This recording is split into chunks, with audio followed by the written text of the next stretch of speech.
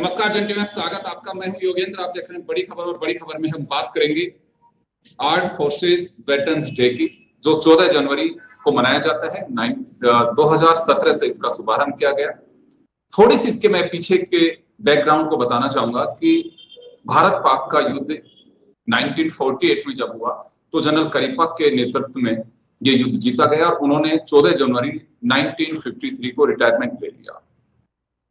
उसके बाद से आर्म फोर्सेस उनसे प्रभावित होकर के उन्हें अपना प्रेरणा स्रोत मानते हैं, और आज भी माना जाता है कि 1948 में जब पहला युद्ध भारत ने लड़ा और जीता, तो उसी इतिहास को कायम रखने के लिए, और कहा जाता है कि कहीं ना कहीं प्रेरणा मिलती है, वो दिन आज भी प्रेरणादायी होता है। और जब उन्होंने रिटायरमेंट किया, उसी दिन को आर्म फोर्सेस अपने स्तर पर वेटरन्स डे के रूप में मनाती आई थी, लेकिन 2017 से गवर्नमेंट ऑफ इंडिया ने इसे अधिकृत रूप से वेटरन्स डे के रूप में मनाना शुरू किया। ये नवा है। और हमारे साथ आर्मी के 3 ऑफिसर्स जुड़े हुए हैं। Retired lieutenant general SPS Kateva साहब हैं, हमारे साथ रिटायर्ड ब्रिगेडियर भगवान सिंह जी हैं, और हमारे साथ रिटायर्ड स्क्वाड्रन लीडर विभूति मंगल साथ में जुड़ी हुई है। सर, मैं आपके पास में आना चाहूंगा। कटेवा सर, क्या महत्व इस दिन का, क्यों पहले से आर्मी अपने स्तर पे मनाती रही है और 2017 से गवर्नमेंट ऑफ इंडिया ने इसे अधिकृत रूप से मनाना शुरू किया है, तो इसके पीछे का बैकग्राउंड क्या है, क्या महत्व क्या है इसका? देखिए योगेंद्र जी, ये जो वेटरन्स डे हम मना रहे हैं, उसका तो जो 14 जनवरी का तो आपने बता ही दिया। फील्ड मार्शल करियप्पा साहब उस दिन रिटायर हुए थे। पर इससे पहले ये फर्स्ट वर्ल्ड वॉर जब खत्म हुआ था, तब जिस दिन ये खत्म हुआ था उस दिन से ये आर्म्स टेस्ट करके एक दिन मनाया जाता था, युद्ध विराम दिवस जिसको हिंदी में हम बोल सकते हैं, वो मनाया जाने लगा था। उसके बाद जब सेकेंड वर्ल्ड वॉर खत्म हुआ, तब इंग्लैंड ने इसे रिमेम्बरेंस डे के नाम से मनाने लगे, और अमेरिका में इसे वेटरन्स डे के नाम से मनाने लगे, जो अभी भी 24 नवंबर को दोनों देश रिमेम्बरेंस डे और वेटरन्स डे के नाम से इसे मनाते हैं जी। उस समय ये उन वीर योद्धाओं के लिए था जिन्होंने अपनी जान गंवाई थी। पर धीरे धीरे ये दिवस उन सब वीर जवानों को जिन्होंने अपनी सर्विस के दौरान देश की रक्षा की है, चाहे अपने हाथ पांव गंवाए हैं, कोई किसी के अपनी जान गंवाई है, किसी ने अपने अंग गंवाए हैं, किसी ने अपना सबसे अच्छा जिंदगी का समय था वो सेवाओं पर बिताया है और देश की सेवा की है, उनको याद करने के लिए ये वेटरन्स डे मनाया जाता है। अभी भारत सरकार ने इसे फॉर्मली मनाना शुरू कर दिया है, और 2017 से ये 14 जनवरी को जो मनाया जा रहा है, ये बड़ी अच्छी बात है कि जो वेटरन्स हैं, पहले क्या करते थे कि बोला जाता है रिटायर्ड फौजी, तो फौजी बोलते हैं कोई रिटायर नहीं होता है, हमेशा देश सेवा में लगा रहता है।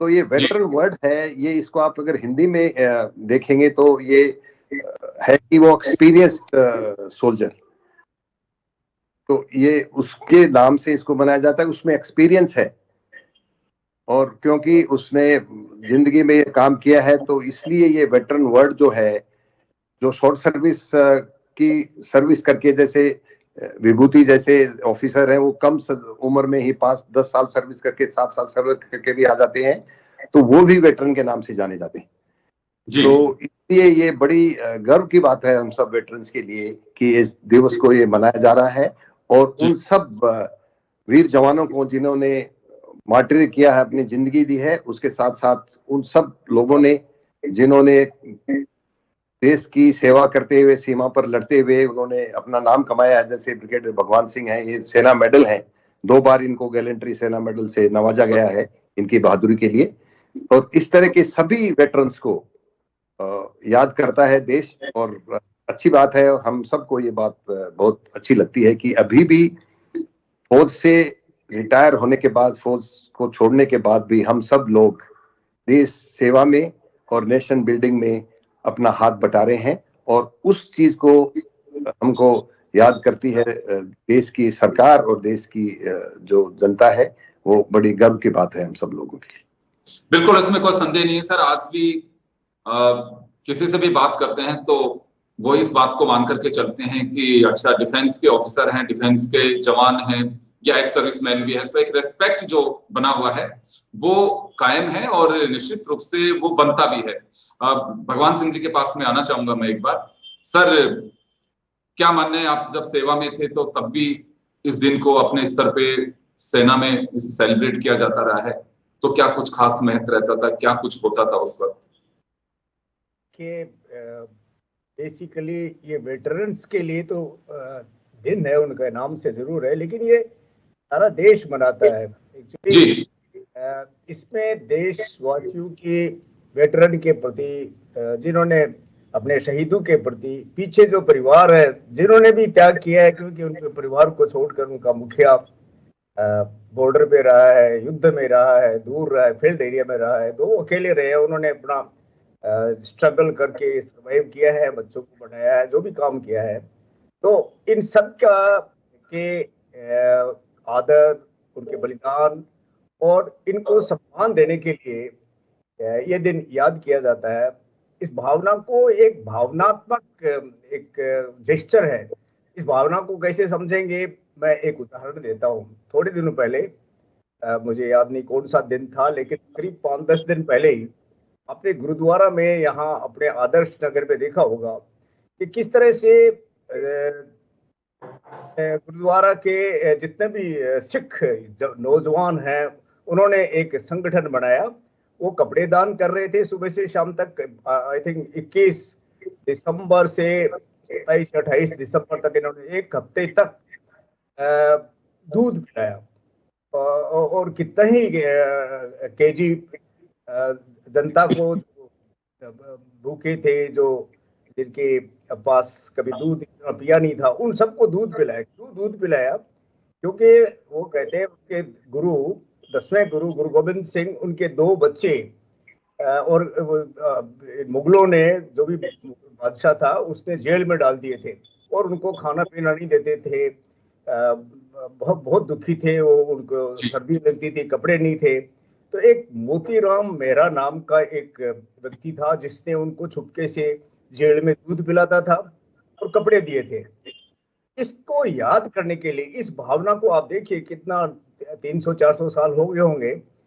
इस भावना को आप दर्शाने के लिए, जनता को दिखाने के लिए, उनके लिए अपना आदर सत्कार और सम्मान व्यक्त करने के लिए ये सब कार्रवाई करते हैं। तो ये भावना, एक इसी किस्म की भावना जनता में वेटरन्स के लिए, और वेटरन्स हैं, उनकी फैमिलीज हैं, और जो सोल्जर्स हैं जिन्होंने अपना सर्वस्व बलिदान कर दिया, उन शहीदों को याद करने के लिए उनको कोमेमोरेट करते हैं। तो ये एक भावनात्मक दिन समझ सकते हैं आप। और मैं आपको थोड़ा ये बता दूं, थोड़े दिनों पहले, आई थिंक 8 दिसंबर को ही, यहाँ पे एक जयपुर में बहुत बड़ा रन हुआ था, रन फॉर वेटरन्स ऑनर।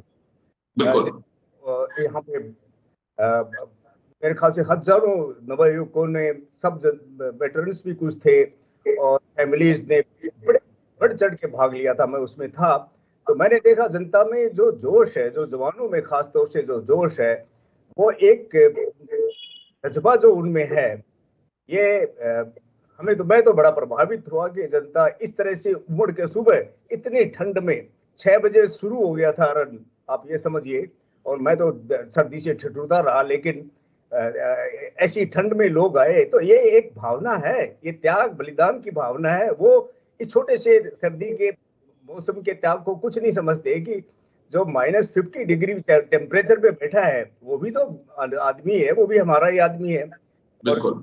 इस तरह के जो भावनाएं हैं, इनको व्यक्त करने के लिए, और एक छोटा सा मैं और ऐड कर दूं, जनरल साहब ने जो भाई बताया, अमेरिका में कैसे ये बनाना शुरू किया आफ्टर फर्स्ट वर्ल्ड वॉर, ये आप देखिए, वो 11 नवंबर को बनाते हैं, 11 बजे 11 नवंबर को, और 11वीं तारीख को, और 11वें महीने में ये फर्स्ट वर्ल्ड वॉर बंद हुआ था, तो सीज फायर हुआ था। तो उसको याद करने के लिए जिस किस्म से जो त्याग किया था वेटरन्स ने, और इसमें आप देखिए जो रन हुआ, इसमें हमारा तो एक कैबिनेट मिनिस्टर था स्टेट का, बट कई जगह सेंट्रल मिनिस्टर भी दौड़े होंगे, सब जगह दौड़े थे। अमेरिका में उनका राष्ट्रपति एक, आपने कभी फोटो देखी होगी, उसका वीडियो देखा होगा, एक एक पैर का हिरण है जिसको आर्टिफिशियल लेग लगा रखी है, उसके साथ वो दौड़ लगा रहा था, वो आई थिंक जो बुश था। ये इतना बड़ा, आप ये समझिए कि इसके ऊपर भावना है इतने बड़े देश के, इतने बड़े नेता की। तो हम लोग को हमारा जो आफ्टर ऑल हमारी जो ट्रेडिशंस हैं काफी वेस्टर्न कंट्रीज के ऊपर, उन्हीं को फॉलो करते हैं और उसी हिसाब से हम ये आगे बनाते हैं। जी बिल्कुल। चलिए मैं विभूति के पास में जाना चाहूंगा।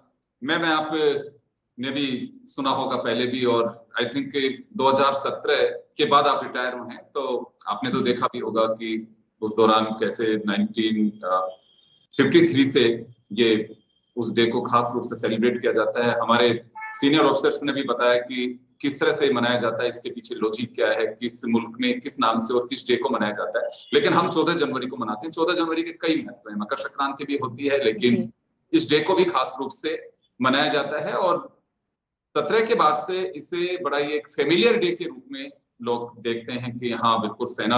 और दूसरी बात मैं कहना चाहूंगा, डिफेंस से किसी न किसी माध्यम से कोई ना कोई ऐसा परिवार जरूर होता है हमारे देश में जो जुड़ा हुआ है, किसी का रिलेटिव है, किसी का क्या है, तो वो एक चार्म है और बढ़ जाता है। और दिन पर दिन, जैसे इस बार काफी लोगों को पता नहीं था, हम लोगों ने भी बात की, काफी स्क्रीन पे भी चलाया, खबरें भी चलाई, जो रन हुआ उसको भी हमने कवर कराया। तो उसके बाद में और लोगों की नजरिया और नजर दोनों बदली है कि अच्छा ऐसा भी कोई खास दिन है। तो क्या कहना चाहेंगे इस मौके पे? बिल्कुल योगेंद्र जी, आपने बहुत अच्छी बात कही है कि जैसे आपने इसको प्रचार प्रसार करने का सोचा, सरकार भी अब कोशिश कर रही है कि अब तक इनफॉर्मली हम वेटरन्स डे या रिमेम्बरेंस डे मनाते थे, अब 2017 से हम फॉर्मली बना रहे हैं और ये इस बार नवा है। और आप जिस प्रकार आज हम जुड़े हैं इस पे, आप समझ सकते हैं, कटेवा सर और भगवान सर ने बहुत अच्छे एग्जाम्पल्स दिए, अपने लाइफ के एक्सपीरियंस से शेयर की। इतने अनुभवी और इतने सीनियर लोगों से मिलने का बेहतरीन मौका है युवाओं को जोड़ने का। और इस दिन आप याद कर सकते हैं और शुक्रगुजार हो सकते हैं उन लोगों का जिनकी वजह से आप आजाद सांस ले रहे हैं।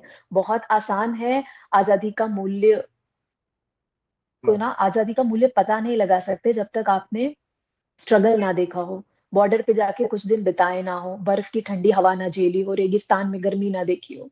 ठीक है, तो मुझे लगता है ये दिन बहुत बहुत ज्यादा महत्व रखता है, जिस दिन हमें बहुत सीनियर एक्सपीरियंस्ड वेटरन्स को बुलाना चाहिए। और जो हमारा यूथ है, school student, college student specially, उनसे उनकी बातचीत करानी चाहिए, टॉक शोज कराने चाहिए, जिससे वो जाने कि आजादी की कीमत कितने लोगों ने और किस किस तरह चुकाई है।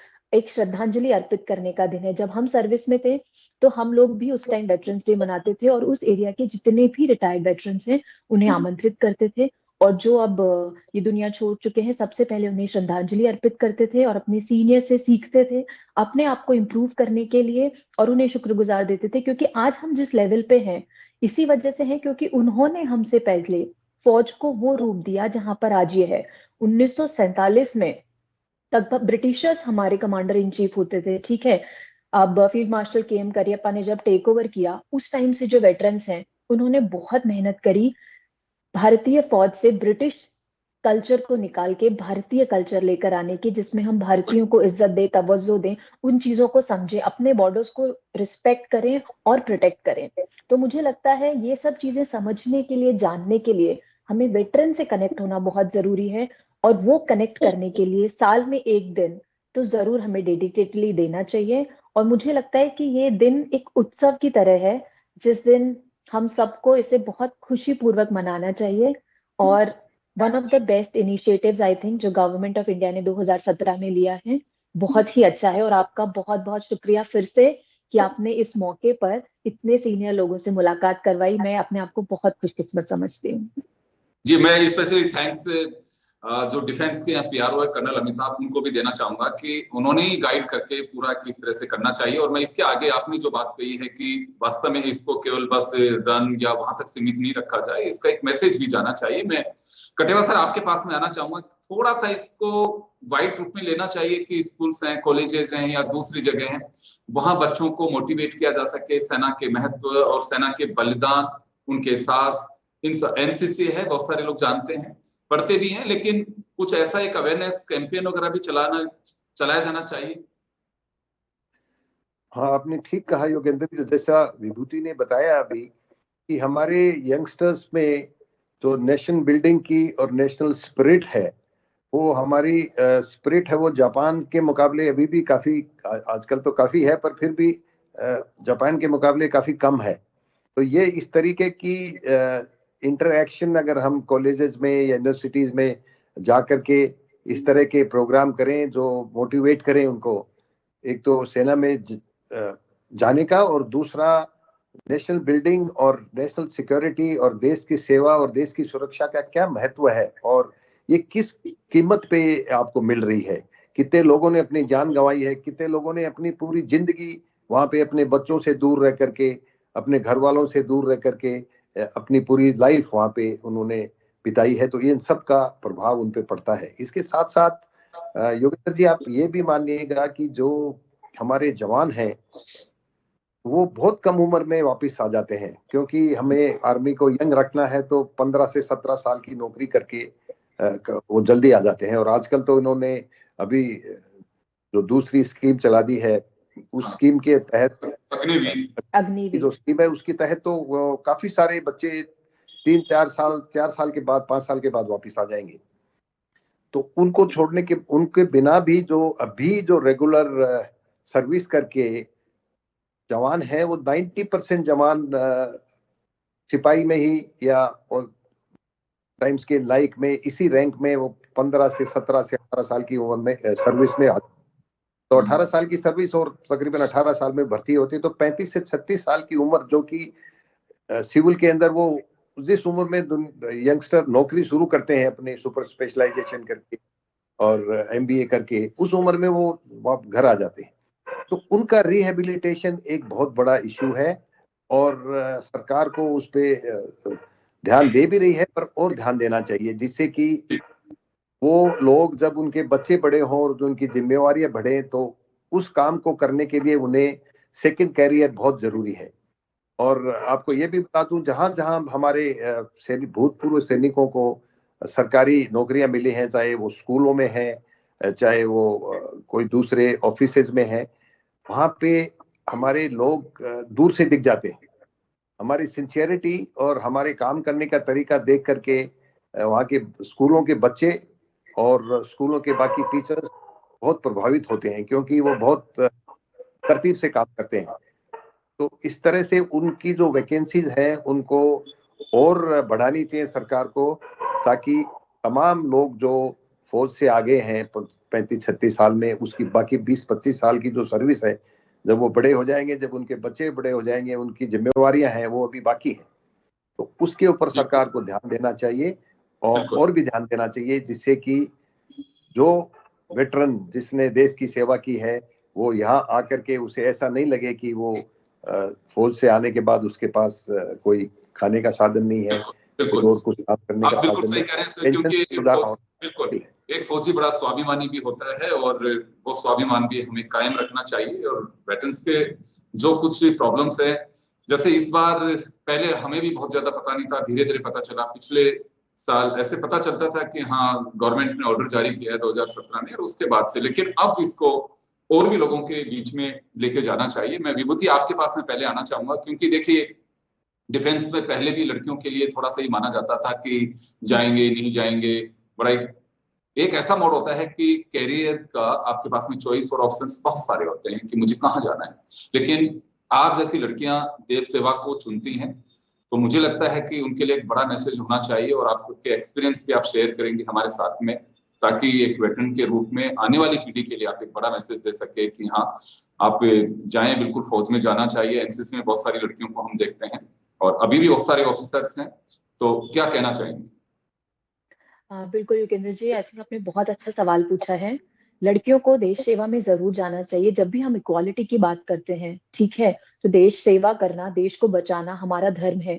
इससे लड़का लड़की होने से कोई फर्क नहीं पड़ता है, धर्म भेद नहीं करता है। और देश सेवा तो मुझे लगता है हर उस इंसान को करनी चाहिए जिसने इस धरती पर जन्म लिया है। और ये जो है ना, मिलिट्री, फौज एक बेहतरीन जगह है अपने फुल पोटेंशियल को यूटिलाइज करने का। आई थिंक सिविल वर्ल्ड अभी भी स्ट्रगल कर रहा है कि वुमेन को फ्रीडम और उसका फुल पोटेंशियल यूटिलाइज कैसे करना है। बट जब हम मिलिट्री की बात करते हैं, आपके फिजिकल पैरामीटर्स, आपकी मेंटल एबिलिटीज, ठीक है, साइकोलॉजिकल आप पे जो प्रेशर आता है, हर तरीके से आपको सिखाया जाता है कि आप वन ऑफ द बेस्ट हैं। और सबसे अच्छी चीज जो मिलिट्री में है, there is no men and women, just people in uniform, person in uniform, just officers. I cannot call myself as a woman officer or lady officer, and sir cannot call himself as a male officer. There's just officers here, 3 of us. So I think ये mental barrier वहां पे break होता है। और जब आप वहां से आते हैं तो आप एक बहुत ही बदले हुए इंसान बनकर आते हैं, इतने कॉन्फिडेंट, आप अथॉरिटी एग्जीक्यूट करना सीख के आते हैं, जिसकी आई थिंक आज की महिलाओं को बहुत जरूरत है। वो टैलेंटेड हैं, पर जैसे ही समाज में कोई उनको रोकता है या कुछ टोकता है तो उनका कॉन्फिडेंस बहुत कम हो जाता है। आई थिंक मिलिट्री में जाने से ये बैरियर ब्रेक हो जाता है। तो जब वो सिविल में आती हैं, अब वो चाहे बिजनेस करें, चाहे कॉर्पोरेट में मैनेजर बने, या फिर वो कोई एजुकेशन रन करें, वो लाइफ में चाहे जो भी करे, वो एक बहुत अच्छा एग्जाम्पल सेट करती है। और आने वाली पीढ़ी के लिए मुझे लगता है इससे बेहतर शिक्षा नहीं हो सकती। जब उनकी माएं मिलिट्री में ट्रेन होके बाहर आए, तो आप सोचिए कि आने वाली जनरेशन कितनी बेहतर बाहर आएगी। तो मुझे लगता है जाना चाहिए, एक्सप्लोर करना चाहिए, बेहतर बनाना चाहिए, और वुमेन को अपनी इनोवेटिव और क्रिएटिव शक्ति का इस्तेमाल करके फौज को और भी बेहतर टेक्नोलॉजिकली स्ट्रांग बनाना चाहिए। जी चलिए, मैं 30 सेकंड एक बार चलते चलते एक बार भगवान सिंह जी से मैं जरूर जानना चाहूंगा, सर क्या मैसेज देना चाहेंगे इस दिन पे आप? देखिए भाई, एक मैसेज से पहले मैं जो अभी आपने सवाल पूछा था कि महिलाओं को फौज में जाना चाहिए कि नहीं जाना चाहिए, आज अभी थोड़ी देर पहले आर्मी चीफ ने द्विवेदी साहब ने, जनरल द्विवेदी ने की एक प्रेस कॉन्फ्रेंस हुई थी, क्योंकि हमारा परसों आर्मी डे भी है जिसको मना रहे हैं। तो हर साल आर्मी डे के ईव पर वो एक प्रेस कॉन्फ्रेंस होती है। तो आज प्रेस कॉन्फ्रेंस की थी उन्होंने, उसमें उन्होंने खूब ये साफ जाहिर किया है और बताया है कि इस वक्त प्रेजेंटली करीब 50 महिलाएं एनडीए में कोर्स कर रही हैं और 120 ओटीए चेन्नई में कर रही हैं। तो करीब 200 स्टूडेंट्स मिलिट्री स्कूल और सैनिक स्कूलों में महिलाएं हैं जो आर्मी ज्वाइन करेंगी ज्यादा से ज्यादा उनमें से। सो इसलिए मेरे ख्याल से जहां तक आर्म्ड फोर्सेस का सवाल है और उनको कमांडिंग ऑफिसर्स का भी जॉब दे रहे हैं, तो काफी इनकरेज कर रहे हैं। मैसेज मैं देशवासियों के लिए यही कहूंगा कि देखिए, आर्मी जो आर्म्ड फोर्सेस में जो भी जाते हैं, किसी भी सर्विस में जाते हैं, वो एक बात तो माननी ही पड़ेगी कि उनका जो देशभक्ति का जज्बा है और उसकी वजह से जो देश की सुरक्षा और आपकी सुरक्षा जो वो इंश्योर करते हैं, इसके लिए उनको एक बार तो कम से कम साल में आपको याद करना ही चाहिए।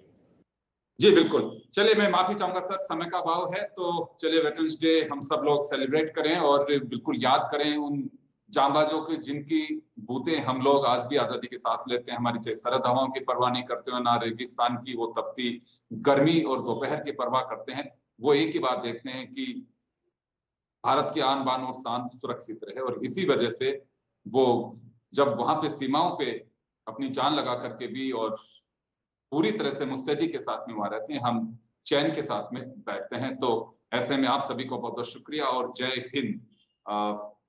इस मौके पे दीजिए इजाजत, नमस्कार।